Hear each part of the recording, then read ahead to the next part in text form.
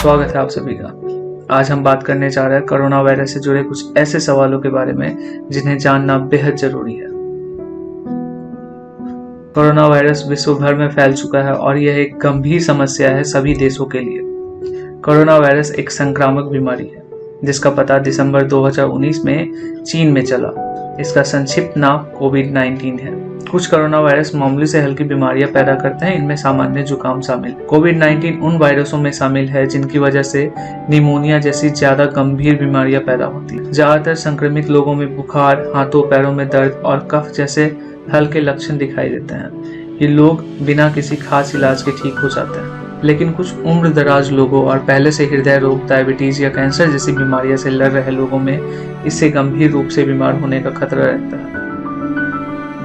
जब लोग एक संक्रमण से उबर जाते हैं तो उनके शरीर में इस बात की समझ पैदा हो जाती है कि अगर उन्हें यह दोबारा हुआ तो इससे कैसे लड़ाई लड़नी है। ऐसा माना जा रहा है कि अगर आप एक बार कोरोना वायरस से रिकवर हो चुके हैं तो आपकी इम्यूनिटी बढ़ जाएगी। हालांकि यह नहीं पता कि यह इम्यूनिटी कब तक चलेगी।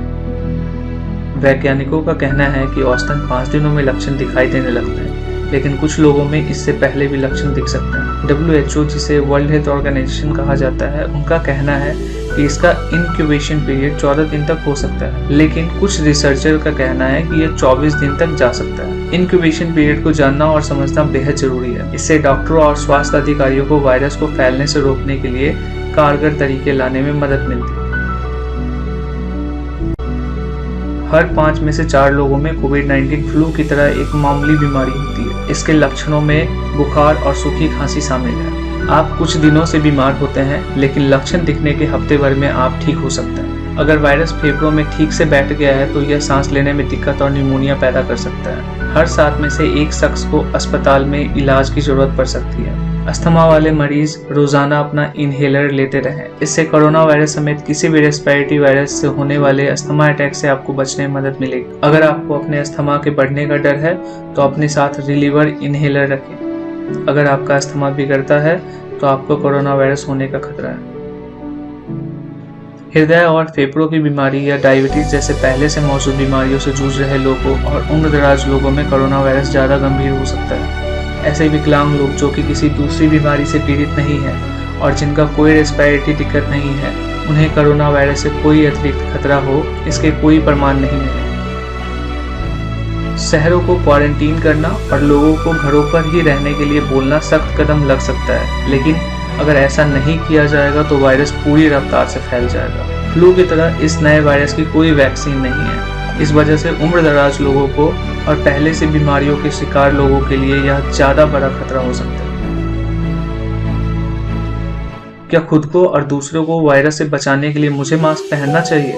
मास्क से आप खुद को और दूसरों को संक्रमण से बचाते हैं, लेकिन ऐसा तभी होगा जब इन्हें सही तरीके से इस्तेमाल किया जाए। फेस मास्क पहनने की सलाह को लेकर अलग अलग चिंताएं हैं। कुछ देश यह सुनिश्चित करना चाहती है कि उनके यहाँ स्वास्थ्य कर्मियों के लिए इनकी कमी न पड़ जाए, जबकि दूसरे देशों की चिंता यह है कि मास्क पहनने से लोगों में अपने सुरक्षित होने की झूठी तसल्ली न पैदा हो जाए।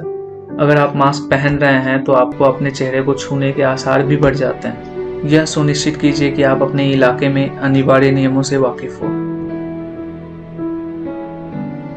अगर आप किसी ऐसे शख्स के साथ रह रहे हैं जो कि सेल्फ आइसोलेशन में है तो आपको उससे कम से कम संपर्क रखना चाहिए और अगर मुमकिन हो तो आप एक कमरे में साथ में ना रहें। सेल्फ आइसोलेशन में रह रहे शख्स को एक हवादार कमरे में रहना चाहिए जिसमें एक खिड़की हो जिसे खोला जा सके। ऐसे शख्स को घर के दूसरे लोगों से दूर रहना चाहिए।